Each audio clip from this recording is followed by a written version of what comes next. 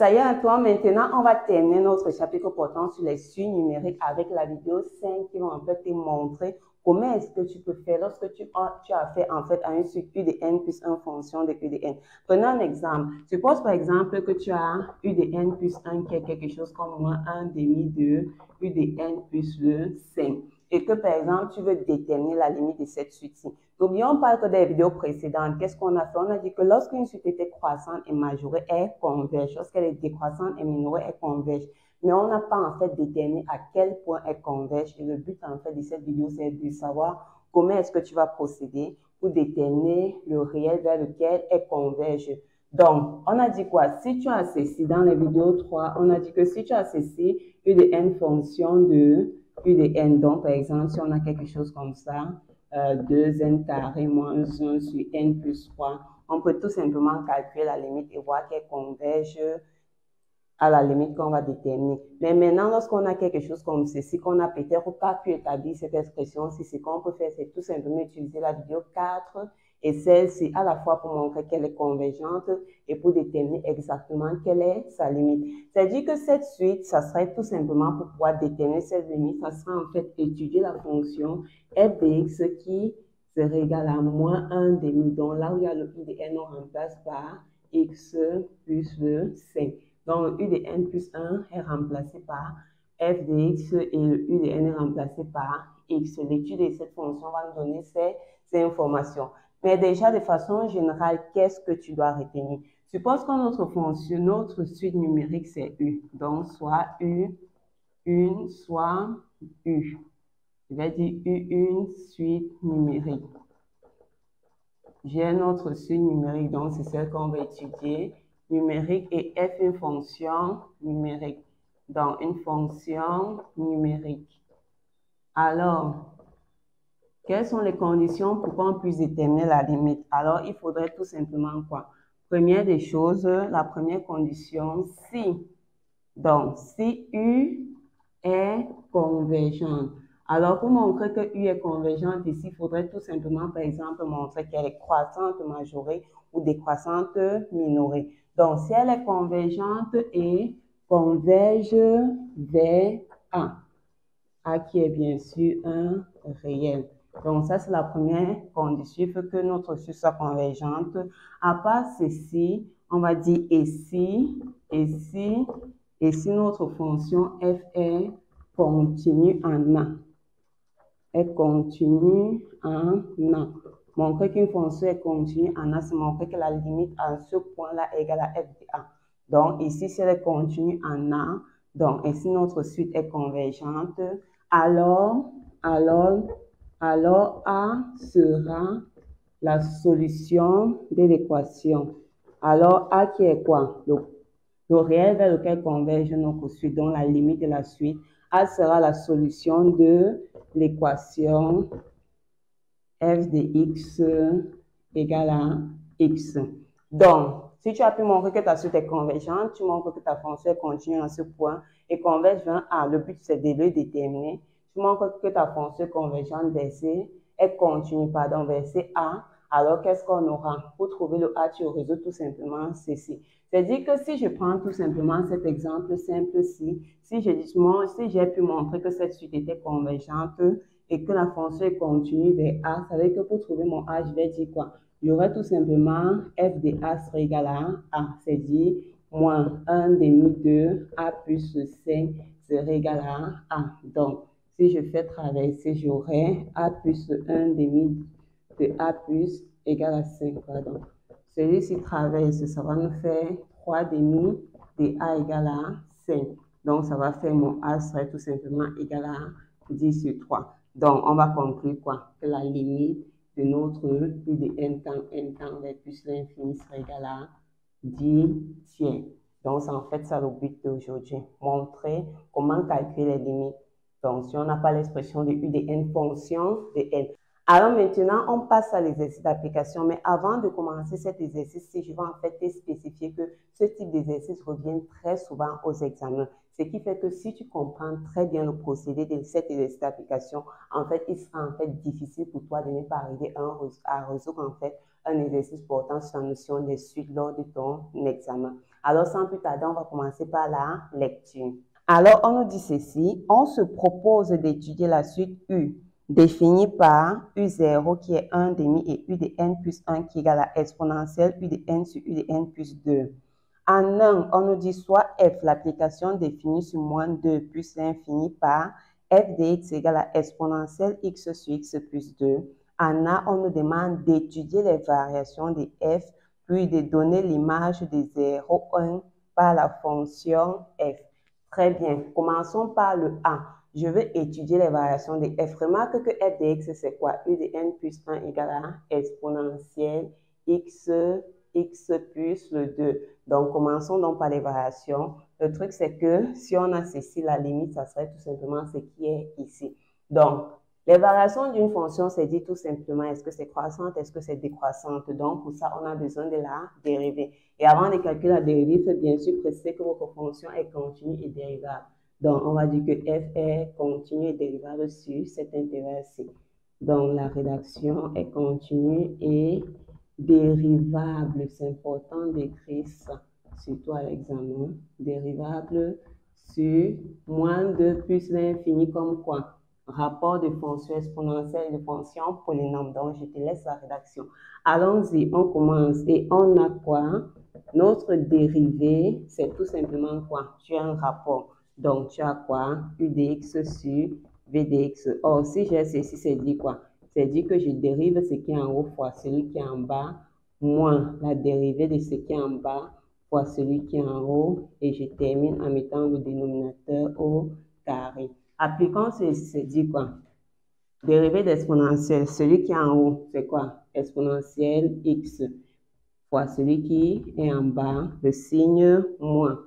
Dérivée de ce qui est en bas, la dérivée de ceci, c'est 1 fois ce qui est en haut fois exponentielle x sur le dénominateur au carré. Ok, ça veut dire quoi? Ça veut dire que f' de x serait égal à, donc on a exponentielle x plus 1. Donc j'ai x moins 2 moins 2 aussi. Ça fait x plus 1. Bien. Ok, voici notre dérivée. Maintenant, pour trouver le centre de variation, tu résous la dérivée égale à 0. Donc, si je dis f' de x égale à 0, exponentielle est toujours positif, ça ne s'annule pas. Ceci est positif, donc le signe dépend uniquement de ceci. C'est dit x plus 1 égale à 0, donc c'est dit x égale à moins 1. Donc, on va dire quoi? Donc, ici, on va dire que chaque fois que je vais prendre x dans quel intervalle, on travaille sur moins 2 plus l'infini, moins 2 jusqu'à moins 1, ma dérivée. Les valeurs qui viennent, signe concret de ce qui est devant x. Comme ici, c'est 1, ça veut dire que la dérivée avant, ce sera tout simplement inférieur ou égal à 0. Donc, notre fonction serait décroissante. Maintenant, chaque fois que je vais prendre mon x maintenant dans l'intervalle, moins 1 plus l'infini, signe de a en fonction serait supérieur à 0. Pardon, la dérivée serait positive, donc la fonction serait croissante. Donc, ça, c'est pour le sens de variation. Maintenant, on veut l'image de cet intervalle. Si chaque fois que tu veux l'image d'un intervalle, assure-toi toujours de trouver quel est le sens de variation de la fonction sur cet intervalle-là. C'est dit quoi? C'est dit que si je veux f de 0, 1, c'est dit quoi? C'est dit que sur 0, 1, ma fonction est fait comment? 0, 1 à quelque part ici, donc la fonction est croissante. Quand c'est croissante, pardon, tu laisses l'ordre dans ce sens-ci. Donc, ça serait dit quoi? Ça serait f de 0, f de 1. Donc, je vais faire quoi? F de 0, ça fait exponentielle 0, c'est 1. 0 sur 2, ça va faire 1 en haut et en bas, j'ai 2. F de 1 exponentielle en haut et en bas, j'ai 1 plus 2, 3. Donc, voici tout simplement l'image de notre intervalle. Alors maintenant, à la question B, on te demande de démontrer que pour tout réel de 0, 1, j'ai ma dérivée comprise entre 1 quart et 2 tiers. Bien, pour tout réel de 0, 1, ma dérivée est comprise entre 1 quart et 2 tiers. Alors ici, tu as deux méthodes. La première, d'abord, pour commencer, c'est tout simplement utiliser l'encadrement. Si ça ne marche pas, on va utiliser une autre méthode. Donc, je vais te donner les deux. Quand tu feras face à un exercice, tu vas voir comment procéder. Utiliser l'encadrement, c'est dire quoi? C'est dire que x est compris entre 0 et 1. Or, quelle est l'expression de la dérivée? On a calculé notre dérivée, c'était tout simplement exponentielle x plus 1 sur x plus 2 au carré. Le but, c'est d'encadrer l'expression aussi. C'est dire quoi? C'est dire que mon x plus 1, ça serait compris entre 1 et 2. Mon exponentielle x serait compris entre exponentielle 0 et exponentielle 1. Donc, si je veux le produit de ceci dans le numérateur, ça va faire ça fois ça, c'est 1 inférieur ou égal à exponentielle x plus 1 inférieur. Comme tout est positif, les signes ne sont pas changés. Donc, ça n'influence pas. Voici le numérateur. Maintenant, d'un autre côté, le dénominateur, si je dis x plus 2, il est compris entre quoi? J'ajoute 2 ici, j'ajoute 2 ici, ça fait 3. Si je lève au carré, ça va tout simplement me faire 4, 9. Maintenant, il faut inverser parce que c'est ici en bas. Donc, pour pouvoir inverser, ici, ce que tu fais tout simplement, c'est d'envoyer celui-ci ici et d'envoyer celui-ci ici. Donc, maintenant, comme on a ceci positif, positif, c'est en faisant le produit qu'on obtient notre dérivée. Donc, ça va faire exponentielle x plus 1 sur x plus 2 au carré sera compris entre 1 sur 9 et ici sera le 2 exponentiel sur 2. Bien. Alors, j'ai montré quoi? Ma dérivée est comprise entre ceci et exponentielle sur 2. Donc, remarquez déjà ici, remarque quoi? Je ne peux pas mettre le 1k ici parce que 1k est plus grand que ceci. Et exponentielle sur 2 dépasse 1. Donc, je ne peux pas mettre ceci devant. Donc, ici, la méthode, ce n'est pas bonne. Mais ce n'est pas l'unique méthode. Le fait est que lorsqu'on te donne cette question, lorsque tu veux la résoudre, commence d'abord par essayer par l'encadrement. Si ça ne donne pas maintenant, l'autre méthode, ça serait d'établir le tableau de variation de la dérivée en passant par la dérivée seconde.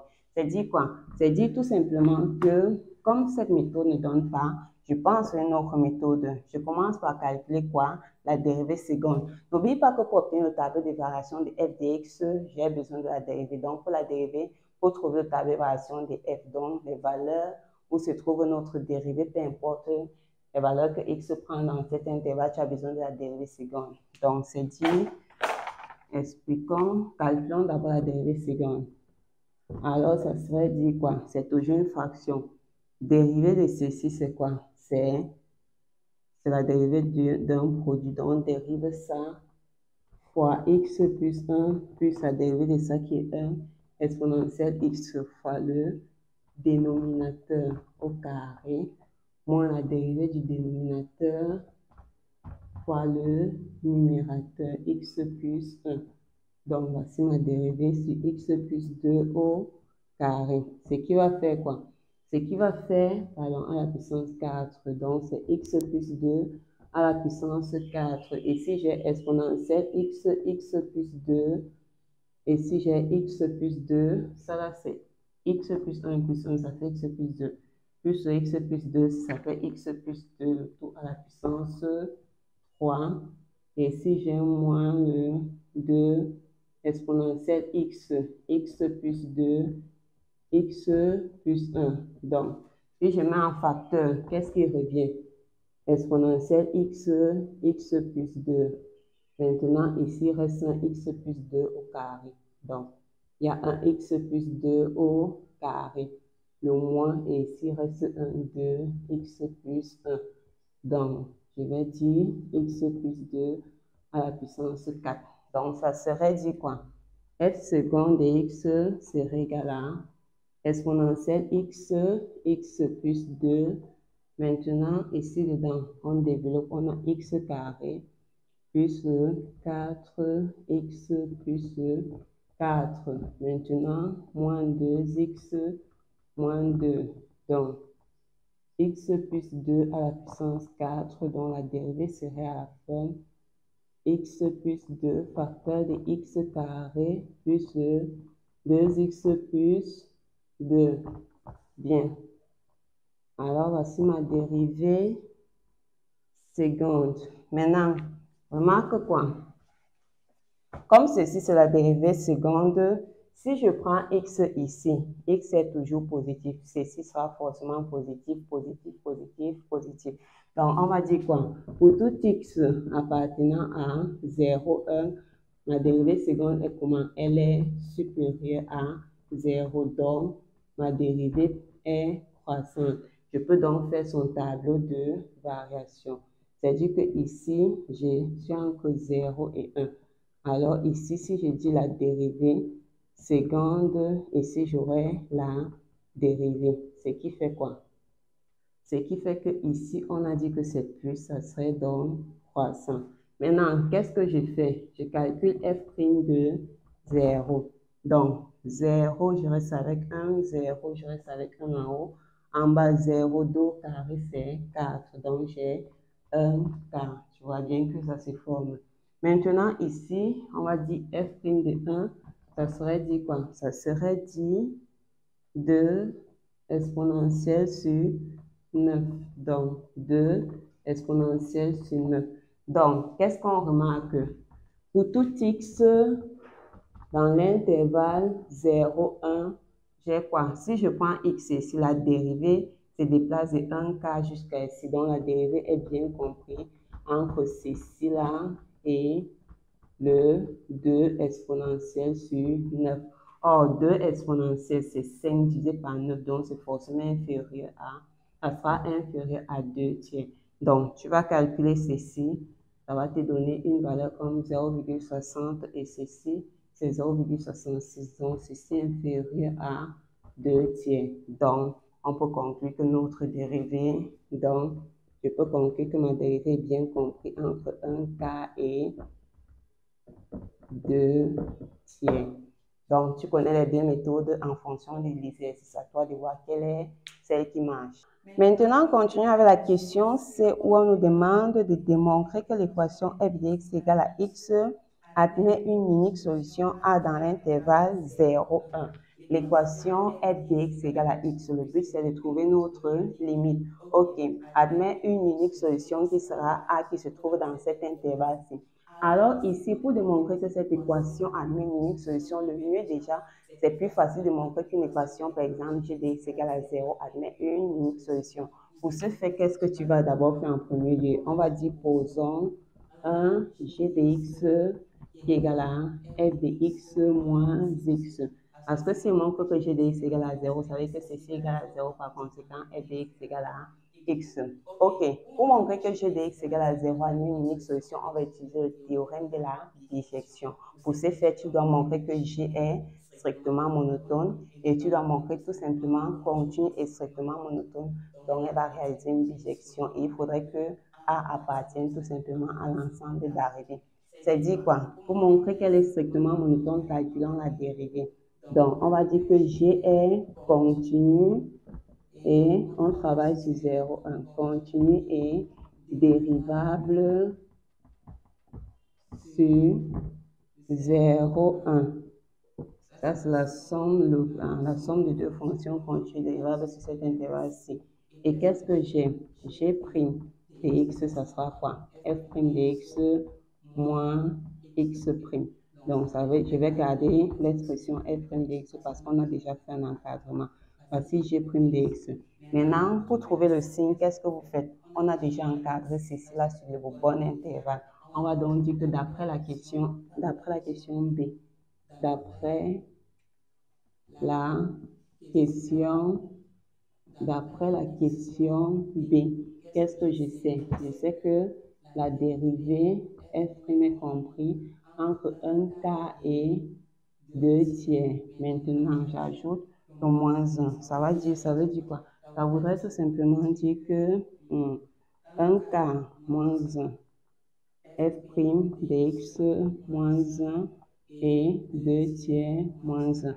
Qu'est-ce que j'ai? J'ai 1 moins 4 moins 3 quarts. Ça, c'est g' de x et ça, c'est 2 moins 3 moins 1 tiers.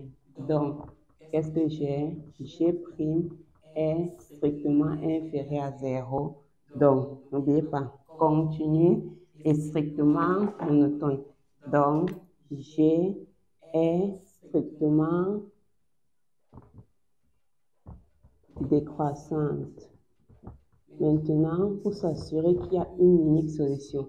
Maintenant, pour s'assurer qu'il y a une unique solution, on va faire G de 0 fois G de 1. Si le signe est négatif, j'ai conclu que d'après le théorème de la bijection, il y aura une unique solution. C'est en fait l'une des conséquences du théorème de la bijection. Donc, après avoir montré que ce continu est strictement décroissant, non strictement monotone, on aura G de 0, c'est quoi? F de 0 moins 0. Or, F de 0, c'est 1 demi. Voici G de 0. G de 1, ça serait quoi? G de 1, c'est exponentiel. C'est F de 1, pardon, moins 1. Donc, exponentiel sur 3, moins 1 plutôt. Donc, ça va nous faire exponentiel moins 3 sur 3. N'oubliez pas que exponentiel, c'est 2,1 quelque chose. Ce qui fait que 2 moins 3, ce qui fait que ceci est négatif. Donc, ceci est positif, ceci est négatif. On a quoi? G de 0 fois G de 1 est inférieur à 0. Le produit d'un nombre positif fois un nombre négatif est négatif. Donc, tu as montré que ta fonction est continue, strictement décroissante, et le produit de 2 est égal à 0. On peut donc conclure. Donc, d'après le théorème de la bijection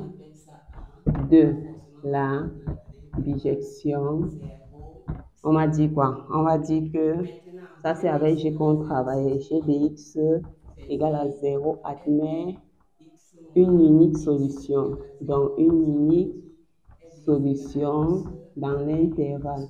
On appelle ça A. A forcément va appartenir à l'intervalle 0, 0, 1. Maintenant, G de x égale à 0, c'est dit quoi? C'est dit f de x moins x égale à 0. Donc, c'est encore dit f de x égale à x admet une unique solution A qui est dans cet intervalle-ci. Donc, voilà comment on procède pour cette question. Maintenant, en 2, on nous demande de montrer que pour tout entier naturel, en A, U de n appartient à 0, 1. Alors, pour montrer ceci, procède tout simplement par récurrence. U de n appartient à 0, 1, ça veut dire que ma propriété, ça sera quoi? On a bien dit pour tout entier naturel. Donc, je peux utiliser la récurrence. Voilà ce que je veux montrer. Donc, ici, on commence au rang 0. Donc, au rang 0, qu'est-ce que j'ai? U de 0, c'est 1 demi. Tu es d'accord que 1 demi, je peux écrire ceci. 1 demi est bien compris entre 0 et 1. C'est dit encore quoi? Que mon U de 0 est compris entre 0 et 1. Donc, la propriété est vraie. Donc, P de 0, vrai. Maintenant, supposons la propriété vraie au rang n. Supposons P de n vrai et montrons que P de n plus 1 est aussi, c'est-à-dire, qu'est-ce que je dois montrer? C'est-à-dire, je dois montrer que U de n plus 1 est compris entre 0 et 1. Bien.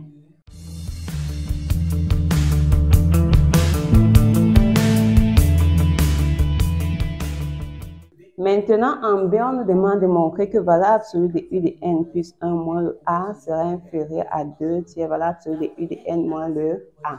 Ok, alors ici, ce qu'on utilise tout simplement, c'est l'inégalité des accroissements finis. Donc, c'est en fait le but pour qui il fallait exactement montrer que le U de n plus est dans cet intervalle-ci.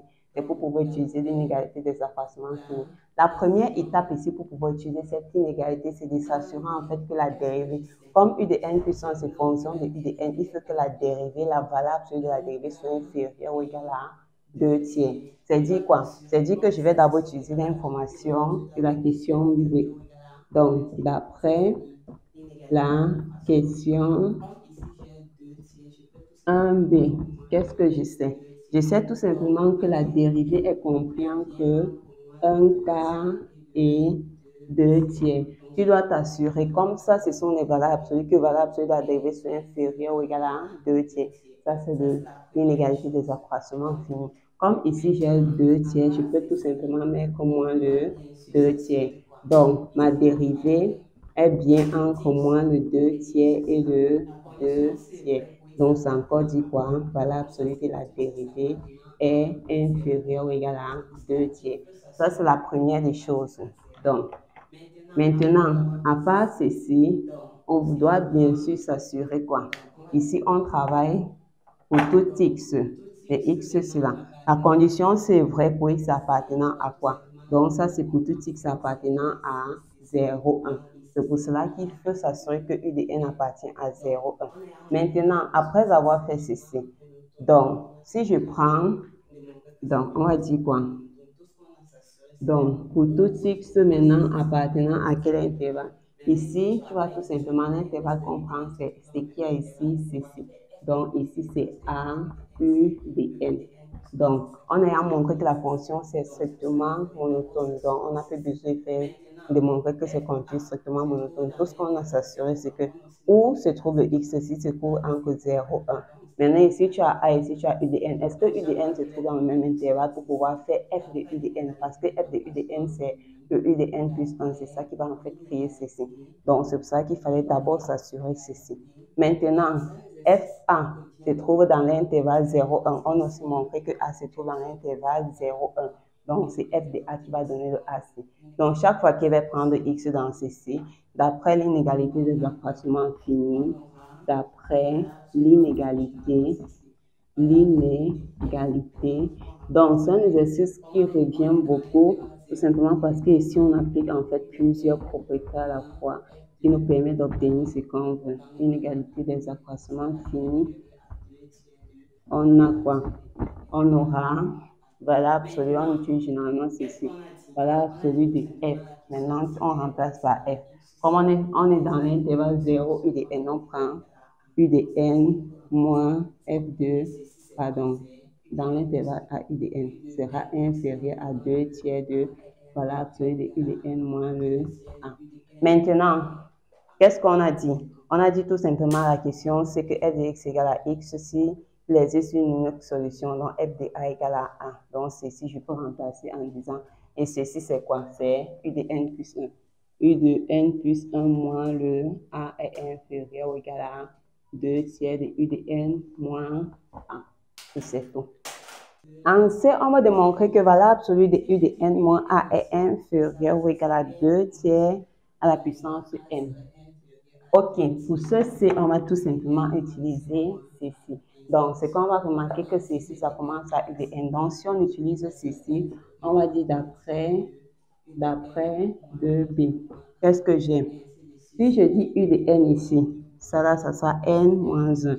Donc, moins A serait inférieur à 2 tiers de U de N moins 1 moins A, et ainsi de suite. Maintenant, si je dis N moins 1 moins A, ça serait inférieur à 2 tiers de U de N moins 2 moins A, et ainsi de suite. Si je dis U de N moins 2 moins A, ça serait inférieur à 2 tiers de U de N moins 3 moins A, jusqu'à ce que U de 2, ça sera U de 2 moins A, serait inférieur à 2 tiers de U de 1 moins A. Et U de 1 moins A serait inférieur à 2 tiers de U de 0 moins 1. On s'arrête ici, la plus petite valeur, c'est U de 0. Ce qui fait que si je fais le produit de tout ceci, fois ceci, donc en faisant le produit, c'est valeur absolue, donc c'est positif. Je peux multiplier tout ceci fois ceci. Donc d'un côté, on aura quoi? Celui-ci s'en va, celui-ci s'en va, celui-ci va partir, et ainsi de suite. Celui-ci s'en va, celui-ci s'en va. Donc, à la fin, on va tout simplement rester avec quoi? En haut, j'aurai U de N moins 1 inférieur ou égal à ceci là, ceci fois ceci fois ceci fois ceci. Maintenant, combien de fois? Je suis quitté de 1 jusqu'à N. Donc, le nombre de termes, c'est quoi? L'indice du dernier moins l'indice du premier plus 1. Donc, ici, j'aurai 2 tiers à la puissance N. Maintenant, il y a celui-ci qui ne s'en va pas. Donc, il y a voilà celui de U de A moins le A. Maintenant, il n'y a pas valeur absolue de ceci. Donc, pour ça, vous devez faire un encadrement. C'est dit quoi? C'est dit que mon A est dans cet intervalle-ci. Donc, A est compris entre 1, 0 et 1. Maintenant, moins A sera compris entre moins 1 et 0. U de A Alors, U de 0, c'est 1,5. Donc, si je mets 1,5, ça va mettre 1,5 moins 1, 1,5 moins A et 1,5. Donc, j'ai moins 1,5. Et si j'ai 1,5, U de A, je vais dire U de A moins A. Ici, j'ai 1,5. Or, quand on a ceci, c'est dire quoi? Ça, c'est la valeur absolue de U de 1 moins A est inférieur ou égal à 1,5. Donc, qu'est-ce que je peux faire? Je peux ajouter le 2 si à la puissance n, c'est positif. Donc, si je l'ajoute, ça va me faire 2 tiers à la puissance n, valeur absolue de U de A moins A qui est inférieur à 1,5 à la puissance 2 tiers. Or, remarque que ça, c'est 1,5, ce qui fait que ceci sera inférieur à 2 sur 3 à la puissance n, parce que ce qui est devant, c'est 1. 1 est plus grand que 1,5. Donc, comme ceci est inférieur à, donc, moins a est inférieur à 2 tiers à la puissance n2, et que ceci est inférieur à 2 tiers à la puissance n, je peux tout simplement conclure ceci. Maintenant, à la dernière question, on demande d'en déduire que la suite est convergente, puis de calculer la limite. Alors ici, déduire d'abord qu'elle est convergente avant de calculer la limite. Alors, en déduire, c'est dire quoi? Pour qu'elle puisse être convergente, si on n'a pas calculé la limite, ça veut dire qu'il faut qu'elle soit croissante majorée ou décroissante minorée. Or, qu'est-ce qu'on a? Sur l'intervalle 0, 1, où on étudie depuis notre suite est comment?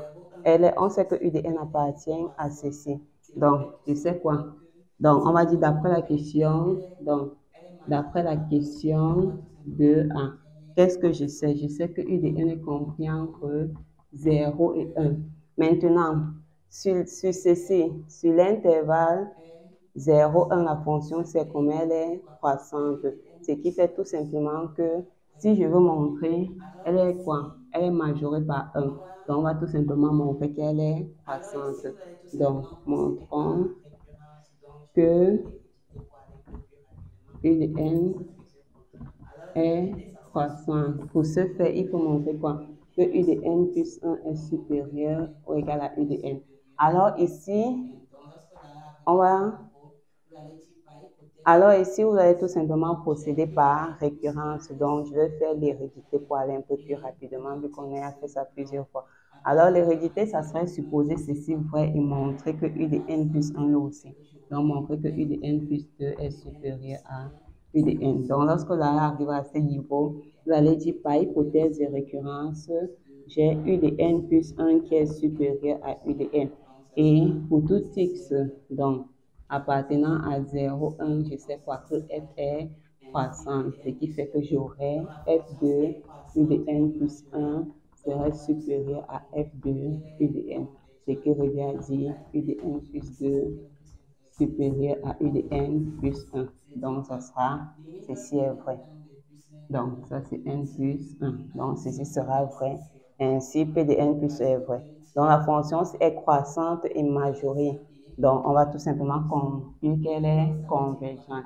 Maintenant, pour calculer la limite, c'est ce qui est le plus intéressant ici, on va utiliser ceci. C'est dire quoi?